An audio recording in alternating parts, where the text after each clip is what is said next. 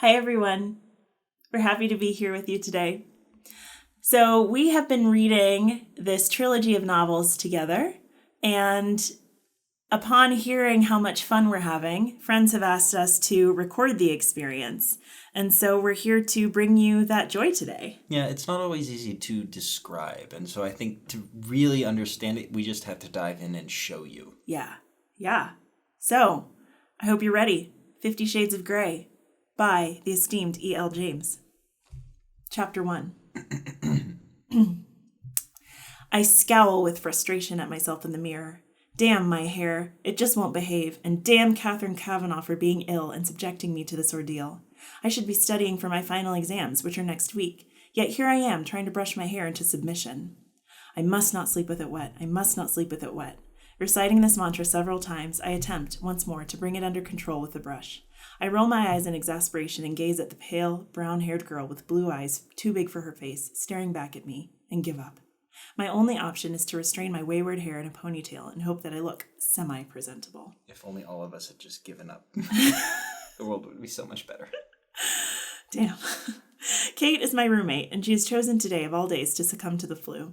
Therefore, she cannot attend the interview she'd arranged to do with some mega industrialist tycoon I've never heard of for the student newspaper. What are you laughing at? I've never heard of the mega industrialist tycoon. Like, in this world, this dude is like Steve Jobs and freaking Warren Buffett and Bill Gates all rolled into one. And she's like, I've never heard of this guy. I work in a hardware store. So I've been volunteered. I have final exams to cram for and one essay to finish, and I'm supposed to be working this afternoon. But no, today I have to drive 165 miles to downtown Seattle in order to meet the enigmatic CEO of Gray Enterprises Holdings, Incorporated. As an exceptional entrepreneur and major benefactor of our university, his time is extraordinarily precious, much more precious than mine. She's insulted herself already so many times. Yeah. Self-confidence is really not a profound qualifier for a sexual submissive. Yeah. So, well, she's not there yet. That's true. She's just an awkward college kid. Yeah. Much more precious than mine, but he has granted Kate an interview. A real coup, she tells me. Damn her extracurricular activities. Who does that? Who does anything?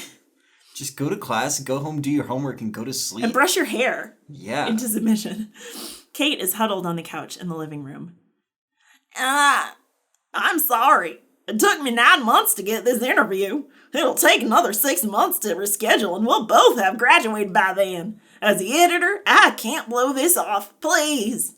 Kate begs me in her rasping, sore throat voice. I guess that should have been, as the editor, I can't blow this off. Well, I think it's important to establish the character's voice, but also she does have the flu, and we definitely got the impression that she wasn't all there. Okay. How does she do it? Even ill, she looks gamine. How do you pronounce that? Gamine? Gamine? Gamine? I don't know. Okay. I've never heard of that word. Okay, cool. And gorgeous. Strawberry blonde hair in place and green eyes bright. Although now red-rimmed and runny, I ignore the pang of unwelcome sympathy. Bitch, this is your friend. I ignore the pang of unwelcome sympathy. So my friend has the flu. I have agreed to do this interview for her. And I not only resent having to do it, but I resent her for being sick. Yeah, for sure. She's a great human. Good person. Of course I'll go. Kate, you should get back into bed. Would you like some NyQuil or Tylenol? NyQuil, please. Here are the questions in my digital recorder. Just press record here. Make notes. I'll transcribe it all. I know nothing about him, I murmur, trying and failing to suppress my rising panic. The questions will see you through. Go. It's a long drive. I don't want you to be late. Okay, I'm going. Get back to bed. I made her some soup to heat up later. I stare at her fondly. Only for you, Kate, would I do this. I will. Good luck. Thanks, Anna. As usual, you're my lifesaver. Try to make a habit of not talking to other human beings. But for you, Kate, just this once, I'll go talk to a person. Gathering my backpack, I smile wryly at her, then head out to the door to the car. I cannot believe I've let Kate talk me into this. But then, Kate can talk anyone into anything. She'll make an exceptional journalist. She's articulate, strong, persuasive, argumentative, beautiful, and she's my dearest, dearest friend. Loves long walks on the beach. Right. Enjoys a good pizza. She said all these things. I feel like to offset that she was like, I don't feel sympathy for you. Yeah. Yeah, she's a great person. Hate her, but she's pretty good. Yeah. Page break. The roads are clear, and I set off from Vancouver, Washington, towards Interstate 5. It's early, and I don't have to be in Seattle until 2 this afternoon. Fortunately, Kate has lent me her sporty Mercedes CLK. I'm not sure Wanda, my old VW Beetle, would make the journey in time. Oh, the Merc is a fun drive, and the miles slip away as I hit the pedal to the metal. It's important to remember, too, that E.L. James is, like, not from the Pacific Northwest. She's not, no. So all of this is just, like, I don't know, Google image searches. And, like, what does the Merc Maps. look like? How do we get from... How fun is, on a scale of 1 to 5 stars, how fun is the Merc?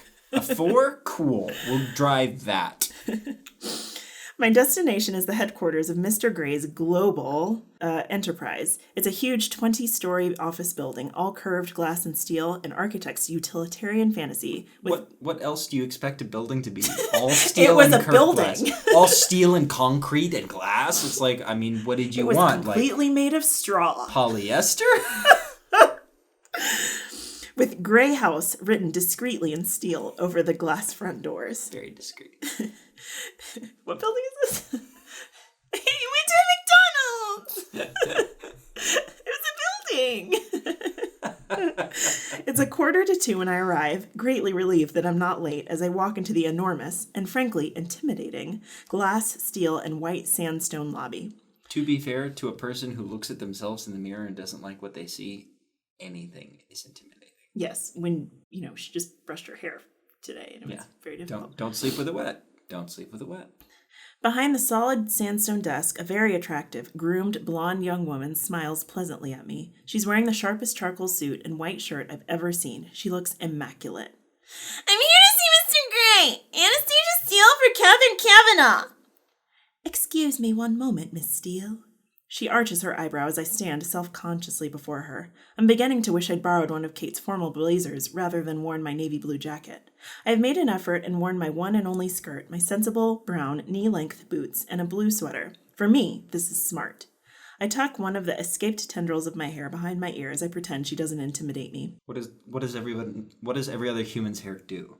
Like my hair is so crazy and unruly. Other humans, they just wake up and their hair is perfectly permed and pressed and I think hairsprayed. she does think that, though. I know, it's embarrassing.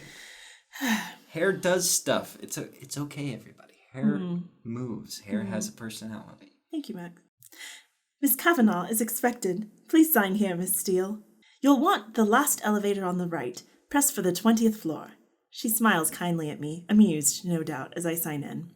She hands me a security pass that has visitor very firmly stamped on the front. She hands me one that has imposter very firmly stamped. Surely it's obvious that I'm just visiting. I don't fit in here at all. Nothing changes. I inwardly sigh. Thanking her, I walk over to the bank of elevators past the 2 security men who are both far more smartly dressed than I am. She hates herself. Yes. And also, to be fair, there is a bank of elevators. There are so many elevators in this building that you never have to wait for one. Every person that comes in presses a button, gets their own private elevator, and gets to go wherever they need to go. Right. Thanking her, I walk over to the bank of elevators and past the 2 security men who are both far more smartly dressed than I am in their well-cut black suits. The elevator whisks me at terminal velocity to the... It's probably a very, normal elevator. It just goes... Close doors. Terminal velocity achieved! The force is so great it throws her to the floor and she rockets upwards. She's like in a Mario Kart. Covers 55 levels in 5 seconds. Well, it's only 20 floors, so there you go. It'd be the Willy Wonka one. The doors slide open and I'm in another large lobby. Again, all glass, steel, and white sandstone. I'm confronted by another desk of sandstone and another young blonde woman, this time dressed impeccably in black and white, who rises to greet me. Miss Steele, could you wait here, please? She points to a seated area of white leather chairs. Behind the leather chairs is a spacious glass-walled meeting room with an equally spacious dark wood table and at least 20 matching chairs around it. Beyond that, there is a floor-to-ceiling window with a view of the Seattle skyline that looks out through the city towards the Sound. It's a stunning vista, and I'm momentarily paralyzed by the view. Wow. I sit down, fish the questions from my backpack, and go through them, inwardly cursing Kate for not providing me with a brief biography. I know nothing about this man, and I definitely couldn't have used Google to find out anything about this man who was like Steve Jobs. Or even asked my friend, like, what am I walking into right now? Who is he? Or just like Googled it really quickly right now, like on her phone. I know nothing about this man I'm about to interview. He could be 90 or he could be 30. That's how most dates go, to be fair. Sure. The uncertainty is galling, and my nerves resurface, making me fidget. I've never been uncomfortable with one-on-one interviews, preferring the anonymity of group discussion where I can sit inconspicuously in the back of the room. I hate myself and my hair, and no one asks me to have a personality. That's right. To be honest, I prefer my own company, reading a classic British novel, curled in a chair in the campus library. Of course. She's not like the other girls. No, she's not. Not sitting, twitching nervously in a colossal glass and stone edifice. Sandstone. Twitching nervously? I didn't remember that. Twitching nervously? She's just sitting there like... Yes. Yeah. She's fine. The secretary's like, she appears to be seizing, but hopefully she can conduct the interview and you can get on to your next meeting. I roll my eyes at myself. Get a grip, Steele.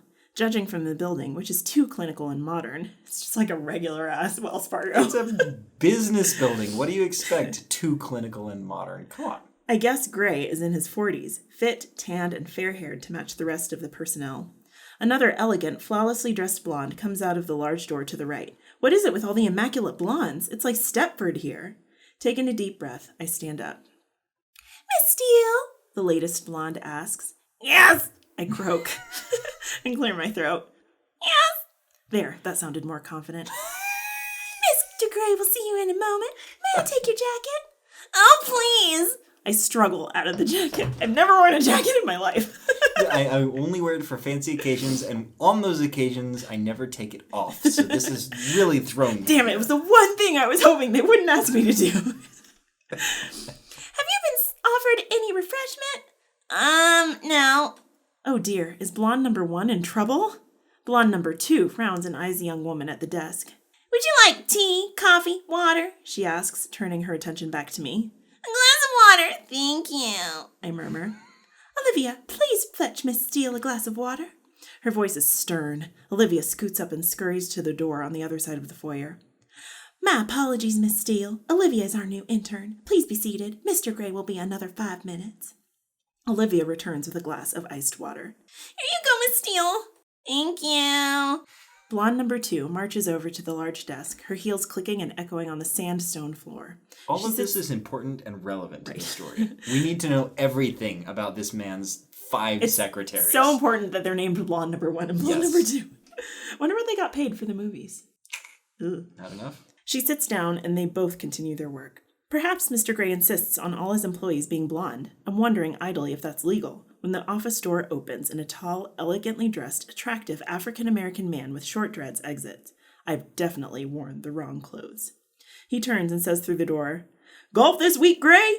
I don't hear the reply. How did she know that that wasn't Mr. Gray? Like, if she knows that that's Mr. Gray's office, and she knows that this black dude has just come out of it, I assume that she doesn't say, "Oh, that must be Mr. Gray," because she assumes that Mr. Gray is going to be a white dude. Is that a stretch? No, not at all. Cool. But you know what is a stretch? Your accent. Why? Well, it was just like it was. Well, but I didn't understand it. What did he say? Golf this week, Gray. Ah, good. Yes.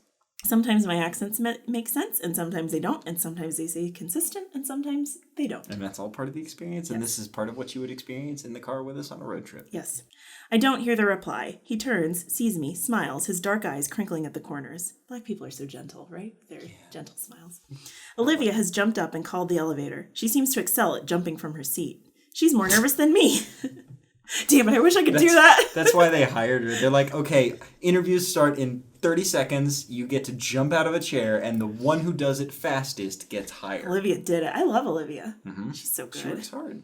Good afternoon, ladies, he says as he departs through the sliding door. Oh shit, that was the wrong guy. That was the wrong accent. Sorry, that was the big reveal of Christian Grey's accent as an Irishman, and I did it for the wrong guy. I'm Scottish, too. Irish and Scottish, and sometimes Jamaican. Yeah. Okay, he says, "Good afternoon, ladies." That's the black guy. He's leaving. He says as he departs through the sliding door.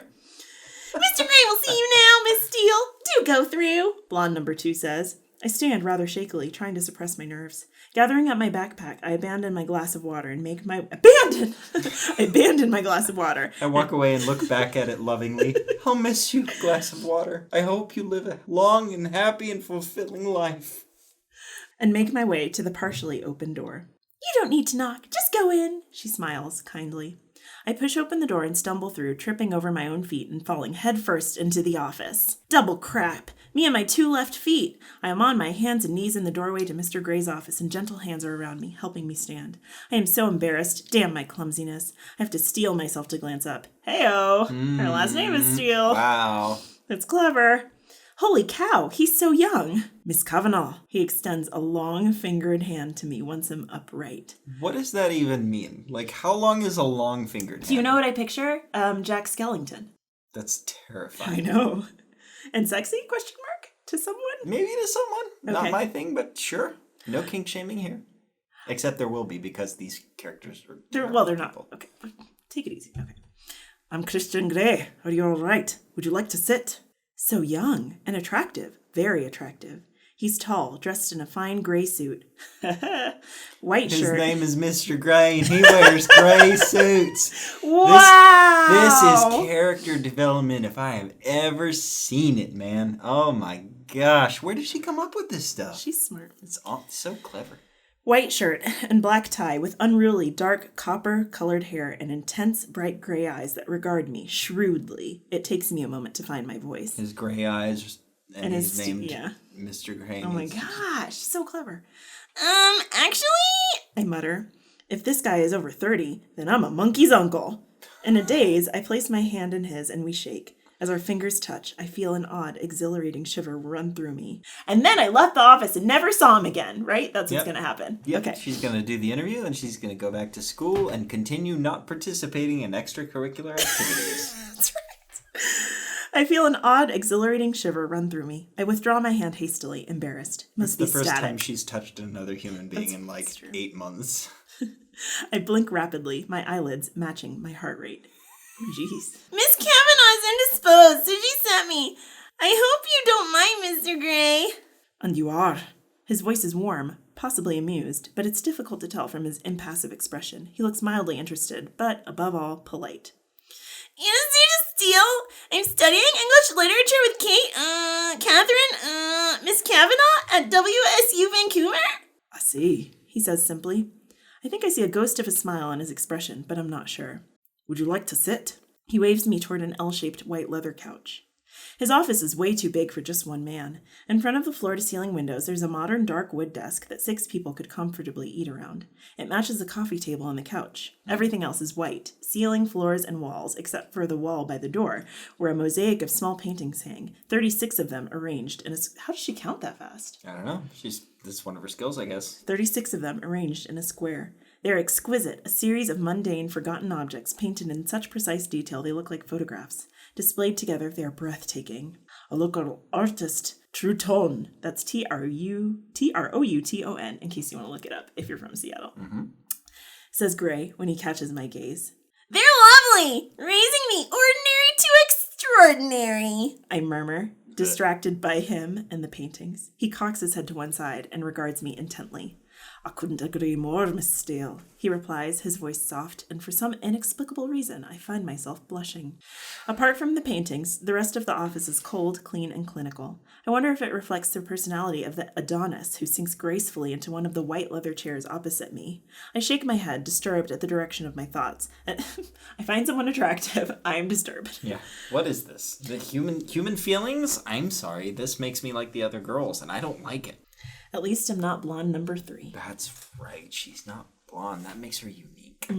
I shake my head, disturbed at the direction of my thoughts, and retrieve Kate's questions from my backpack. Next, I set up the digital recorder and on all fingers and thumbs, dropping it twice on the coffee table in front of me. Neurological disorder? Question mark? Mr. Gray says nothing, waiting patiently, I hope, as I become increasingly embarrassed and flustered. When I pluck up the courage to look at him, he's watching me, one hand relaxed in his lap, and the other cupping his chin and trailing his long-indexed Jack Skellington fingers across his lips. I think he's trying to suppress a smile. Sorry, I stutter. I'm not used to this. I'm not used taking things out of a bag. And putting them on a table. It's really So hard. Take all the time you need, Mrs. Steele, he says. Do you mind if I record your answers? After you've taken so much trouble to set up the recorder, you ask me now. I flush. He's teasing me? I hope. I blink at him, unsure what to say, and I think he takes pity on me because he relents. Yeah, I don't mind. Did Miss Kavanaugh explain what the interview was for? Yes, to appear in the graduation issue of the student newspaper, as I shall be conferring the degrees at this year's graduation ceremony. Oh, this is news to me, and I'm temporarily preoccupied by the thought that someone not much older than me, okay, maybe 6 years or so, and okay, maybe mega successful, but still is going to present me with my degree. I frown, dragging my wayward attention back to the task at hand. Good, I swallow nervously. I have some questions, Mr. Gray. I smooth a stray lock of hair behind my ear. I thought you might, he says, deadpan. He's laughing at me. My cheeks heat at the realization, and I sit up and square my shoulders in an attempt to look taller and more intimidating. Pressing the start button on the recorder, I try to look professional. What do you think she thinks that looks like? Like, I try to look professional. She, sat really straight and, didn't smile and, held her hands clasped in front of her on her lap. Uh-huh. Like someone's prom picture. Like Barbara Walters. Walters? What is that? She's an interviewer, news interviewer. Oh, like Barbara Walters. Yes. I thought you said proper Walters. Proper Walters. Don't we all aspire to be Proper Walters in this world? You're very young to have amassed such an empire. To what do you owe your success? I glance up at him. His smile is rueful, but he looks vaguely disappointed. Business is all about people, Miss Steele, and I'm very good at judging people. I know how they tick, what makes them flourish, and what doesn't, what inspires them, and how to incentivize them. I employ an exceptional team, and I rewarded them well. You know what I just realized? So, in case you don't know the date, it is November the 8th, and Madison Cawthorn has just been elected. And he's this douchey-looking dude in North Carolina, this douchey-looking dude. And I bet that he's like that. So, sidebar, he's also casually white supremacist, casually assaults women, and has no experience and lied about the experience he does have and has been elected to this position. But Congress, right? yeah, and it's just interesting. I just thought about that. I thought about young dudes who maybe should not be in the positions that they're in. Well, but this man is clearly capable. He sat down to communicate with another human being. He didn't trip all over himself. You bet he knows how to brush his hair. He doesn't go to sleep with it wet. That's for No. sure. He would never. He pauses and fixes me with his gray stare. Because he has gray eyes and his name is Mr. Gray. That's amazing. It's amazing. My belief is to achieve success in any scheme that one has, to make oneself master of that scheme, know it inside and out, know every detail. I worked hard, very hard to do that. I make decisions based on logic and facts. I have a natural gut instinct that can spot and nurture a good solid idea and good people. He sounds like a sociopath. I mean, the bottom line is it's always down to good people. Maybe you're just lucky. This isn't on Kate's list, but he's so arrogant. His eyes flare momentarily in surprise. I don't subscribe to luck or chance, Mrs. Steele. The harder I work, the more luck I seem to have. It really is about having the right people on your team and directing their energies accordingly. I think it was Harvey Firestone who said, "The growth and development of people is the highest calling of leadership." You sound like a control freak! The words are out of my mouth before I can stop them. Oh, I exercise control in all things, Mrs. Steele, he says without a trace of humor in his smile. I look at him, and he holds my gaze steadily and passive. What does he mean by that? What do you think he means? I exercise control in all things. What things besides business? Driving, right? When he walks his dog. Eating. When he paints his house. What about when sex? He eats. No, definitely not sex. Okay. My heartbeat quickens, and my face flushes again. Why does he have such an unnerving effect on me? His overwhelming good looks, maybe? The way his eyes blaze at me? The way he strokes his his Jack Skellington index finger against his lower lip? I wish he'd stop doing that. Besides, immense power is acquired by assuring yourself in your secret reveries that you were born to control things. He continues, his voice soft. Do you feel that you have immense power? Control freak.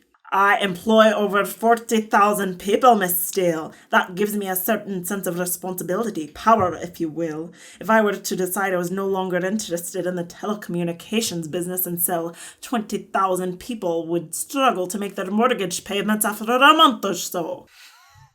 Cool, so he's humble. My mouth drops open. I am staggered by his lack of humility. Good job, man. Good job, buddy. I am staggered too. Don't you have a board to answer to? I ask, disgusted. I own my company. I don't have to answer to a board. He raises an eyebrow at me. Of course, I would know this if I had done some research. Yep, you would. But holy crap, he's arrogant. I change tack. And do you have any interests outside of your work? I have varied interests, Miss Steele. A ghost of a smile. That's the second ghost that has taken over his face. He doesn't never actually smile. He just ghost smiles. A ghost of a smile touches his lips. Very varied. And for some reason, I'm confounded and heated by his steady gaze. His eyes are alight with some wicked thought. But if you work so hard, what do you do to chill out? Chill out? He smiles. What do you think that chilling out is for Anna? The girl she already told us, doesn't know how to brush her hair. She doesn't engage socially. She doesn't participate in extracurricular activities. She reads an English British piece of British literature, and by herself in her room, and looks out the window at the rain in the Pacific Northwest and thinks about what a clever, creative artiste she is. And sandstone, I bet. Chill out, he smiles, revealing perfect white teeth. I stop breathing. He really is beautiful. No one should be this good looking. Well, to chill out, as you put it. I sail, I fly, I indulge in various physical pursuits. He shifts in his chair. I'm a very wealthy man with Mrs. Steele, and I have expensive and absorbing hobbies. I glance quickly at Kate's questions, wanting to get off this subject. You invest in manufacturing. Why specifically? I ask. Why does he make me so uncomfortable? I like to build things. I like to know how things work, what makes things tick, how to construct and deconstruct. And I have a love of ships. What can I say? That sounds like your heart talking rather than logic and facts. His mouth quirks up, and he stares appraisingly at me. Possibly, though there are people who would say I don't have a heart. Why would they say that? Because they know me well. His lip curls in a wry smile. Would your friends say you're easy to get to know? And I regret the question as soon as I say it. It's not on Kate's list. Well, maybe many of your questions so far have not Most been of them Kate's aren't list. on Kate's list, yeah. I'm a very private person, Miss Steele. I go a long way to protect my privacy. He probably says privacy. I go a long way to protect my privacy. I don't often give interviews. Why did you agree to do this one? Because I'm a benefactor of the university, and for all intents and purposes, I couldn't get Miss Kavanagh off my back. She badgered and badgered my PR people, and I admired that kind of tenacity. I know how tenacious Kate can be. That's why I'm sitting here squirming uncomfortably under his penetrating gaze when I should be studying for my exams. You also invest in farming technologies. Why are you interested in that area? We can't eat money, Miss Steele, and there are too many people on this planet who don't have enough to eat. That sounds very philanthropic. Is that something you feel passionately about? Feeding the world's poor? He shrugs noncommittally. It's shrewd business, he murmurs, though I think he's being disingenuous. It doesn't make sense. Feeding the world's poor? Solving world hunger. It doesn't make sense. He's a gorgeous multimillionaire who's committed to solving world hunger. Perfect. Very, very humanizing, very normal. You run into these sorts of people every day. All the time. Mm-hmm. I can't see the financial benefit of this. Bitch! Feeding the world. She's like, feeding the world's poor? Why would you do that? That makes no financial sense. You're not going to make money doing that? I mean, in college they tell us that you're supposed to learn how to make money. I can't see the financial benefit of this, only the virtue of the ideal. I glance at the next question, confused by his attitude. Do you have a philosophy? If so, what is it? I don't have a philosophy as such, maybe a guiding principle. Carnegie's, quote, a man who acquires the ability to take full possession of his own mind may take possession of anything else to which he is justly entitled, end quote. I'm very singular, driven. I like control of myself and those around me. So you want to possess things? You're a control freak. I want said that like 6 times already. A control freak? Get it. Yeah. I want to deserve to possess them, but yes, bottom line, I do. You sound like the ultimate consumer. I am. He smiles, but the smile doesn't touch his eyes. No ghost there. Again. This is at odds with someone who wants to feed the world, so I can't help thinking that we're talking about something else, but I'm mystified as to what it is. I swallow hard. The temperature in the room is rising, or maybe it's just me. I just want this interview to be... Maybe she has a flu. Yeah. Maybe I'm sick. I just want this interview to be over. Surely Kate has enough material now. I glance at the next question. Does Kate have enough material? Maybe she does. I don't know. She probably just needs to write something like, Christian Grey is the benefactor of the university. He has this model or like his eyes are gray and his suits are gray and all the people who work for him are blonde. And his building is very tall and the elevators are very fast. And it's all sterile and businesslike for a business building. You were adopted. How much do you think that's shaped the way you are? Oh, this is personal. Yeah, that's super personal. Yes. I stare at him, hoping he's not offended. His brow furrows. I've no way of knowing. My interest is piqued. How old were you when you were adopted? That's a matter of public record, Miss Steele. His tone is stern. Crap. Yes, of course. If I'd known I was doing this interview, I would have done some research. I don't believe that, actually. So first of all, she did know she was doing this interview. That's how she's here. She just kind of Googled for like 1 second. Yes. At any point over the last 24 hours. Yeah, she could have probably right now be like, okay, Google, tell me what. Flustered, I move on quickly. You've had to sacrifice family life for your work. That's not a question. He's terse. Sorry. I squirm. He's made me feel like an errant child. I try again. Have you had to sacrifice family life for work? She changed into a question. Very Alex Trebek, R.I.P. Mm-hmm. I have a family. I have a brother and a sister and 2 loving parents. I'm not interested in extending my family beyond that. Are you gay, Mr. Grey? He inhales sharply, and I cringe, mortified. Crap, why didn't I employ some kind of filter before I read this straight out? How can I tell him I'm just reading the question? Damn Kate and her curiosity. Nah, Anastasia, I'm not. He raises his eyebrows, a cool gleam in his eyes. He does not look pleased. I apologize. It's written here. It's the first time he's said my name. My heartbeat has accelerated and my cheeks are heating up again. Nervously, I tuck my loosened hair behind my ear. He cocks his head to one side. Hair is not a character trait. Like you are not a personality because you have unruly hair. We started this chapter with her hair. We started this chapter with her hair. It's an obviously important feature. Okay, fine. These aren't your known questions. The blood drains from my head. No. Kate, Miss Kavanagh, she compiled the questions. Are you colleagues on the student paper? Oh no, I have nothing to do with the student paper. It's her extracurricular activity, not mine. My face is aflame. Why are you laughing?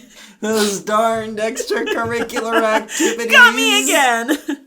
No, she's my roommate. He rubs his chin in quiet deliberation, his gray eyes appraising me. I forgot his eyes were gray. So glad she mentioned that. Did you volunteer to do this interview?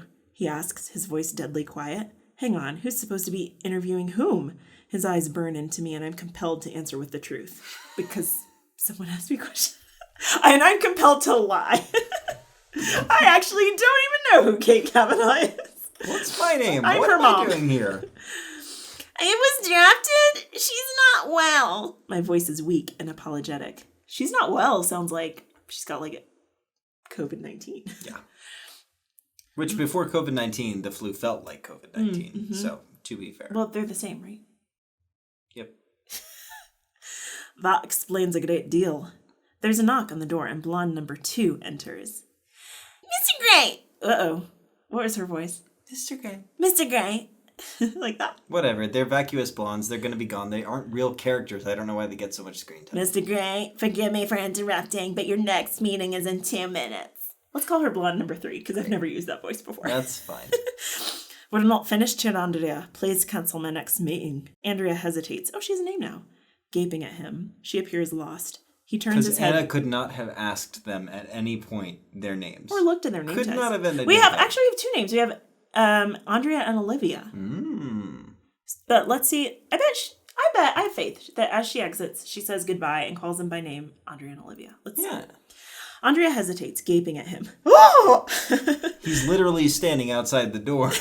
His meeting's in 2 minutes. She appears lost. He turns his head slowly to face her and raises his eyebrows. She flushes bright pink. Oh good, it's not just me, Anastasia thinks. Very well, Mr. Gray, she mutters, then exits. He frowns and turns his attention back to me. Where am I, Miss Steele? Oh, we're back to Miss Steele now, I thought. Please, don't let me keep you from anything. I want to know about you. I think that's only fair. His eyes are alight with curiosity. Double crap, Anastasia. I mean, she does this thinking thing a lot, so I feel like I need to say, like, Anastasia, or, like, that she is thinking it. To herself. Yeah. Double crap, I thought. Where is he going with this? He places his elbows on the arms of the chair and steeples his fingers in front of his mouth. I'm just imagining him placing his eyebrows on Sorry. the sides of the chair, and I'm like, that's an entirely normal thing for this situation to have happen. Maybe we shouldn't take a shot before we read. No, we should definitely do that every Okay, time. cool. His mouth is very distracting. I swallow. There's not much to know. What are your plans after you graduate? I shrug, thrown by his interest. Move to Seattle with Kate, find a job. I haven't really thought beyond my finals. I haven't made any plans, Mr. Gray. I just need to get through my final exams. Which I should be studying for right now, rather than sitting in your palatial, swanky, sterile office, feeling uncomfortable under your penetrating gaze. That should have been italicized like a thought, but it wasn't. We run an excellent internship program here, he says quietly. I raise my eyebrows in surprise. Is he offering me a job? No, bitch, he is not. Oh, I'll bear that in mind. I murmur, confounded. Though I'm not sure I fit in here. Oh no, I'm musing out loud again. Why do you say that? He tips his head to one side, intrigued, a hint of a smile playing on his lips. It's obvious, isn't it? She's about to think a thought. I'm uncoordinated, scruffy, and I'm not blonde. Not to me! His gaze is intense, all humor gone, and strange muscles deep in my belly clench suddenly. I think she's trying to say that she's a little turned on, but I don't think those muscles are in your belly. Okay. I tear my eyes away from his scrutiny and stare blindly down at the knotted fingers. What's going on? I have to go, now. I lean forward to retrieve the recorder. Would you like me to show you around? He asks.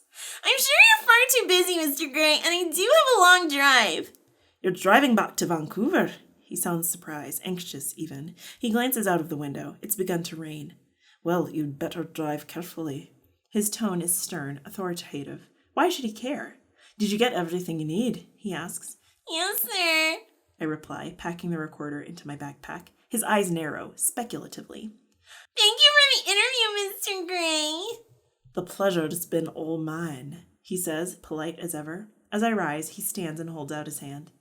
Until we meet again, Mrs. Steele. And it sounds like a challenge or a threat. I'm not sure which. I frown. When will we ever meet again? I shake his hand once more, astounded that the odd current between us is still there. It must be my nerves. Mr. Gray. I nod at him. It's just the fact that she hasn't touched another human Yes. being in 8 months. Yeah. Moving with lithe, athletic grace to the door, he opens it wide. I imagine he, I don't even know how to describe this. Ballet, like jumps. Like I'm thinking like leaps like a ballet dancer, like across his foyer of his office, like huh, huh, huh. Allow me. And it's like, I am 40 feet away from that door. Calm down. He actually I'll can reach get it from there. where he's sitting the door. Because of his long fingers. I forgot. Yeah. You're right. I'm Yeah. sorry. Yes. Just ensuring you can make it through the door, Miss Steele. He gives me a small smile. Obviously. Because she fell. Yes, he's Yes. referring to my less than elegant entry into his office. I blush. That's very considerate, Mr. Gray. I snap, and his smile widens. I'm glad you find me entertaining, I glower inwardly, walking into the foyer. I'm surprised when he follows me out. Andrea and Olivia, she called my name, both look up, equally surprised. Did you have a coat? Gray asks. A jacket. Olivia leaps up and retrieves my jacket, which Gray takes from her before she can hand it to me.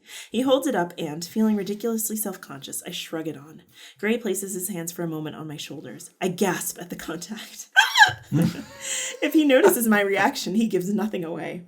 His long Jack Skellington index finger presses the button, summoning... He's probably across the room. 5 feet away.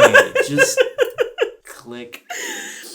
presses the button, summoning the elevator, and we stand waiting, awkwardly on my part, coolly self-possessed on his. The doors open, and I hurry in, desperate to escape. I really need to get out of here, I think. When I turn to look at him, he's gazing at me and leaning against the doorway beside the elevator with one hand on the wall. He really is very, very good looking. It's unnerving. Anastasia, he says as a farewell. Christian! I reply, and mercifully the doors close. And that is the end of the chapter! Yay! Tune in next time for chapter 2! More adventures in Anastasia a woman land. whose life has no personality. She did brush her hair. She has hair. That means she has personality. She won't right? sleep on it wet. That's The right. end.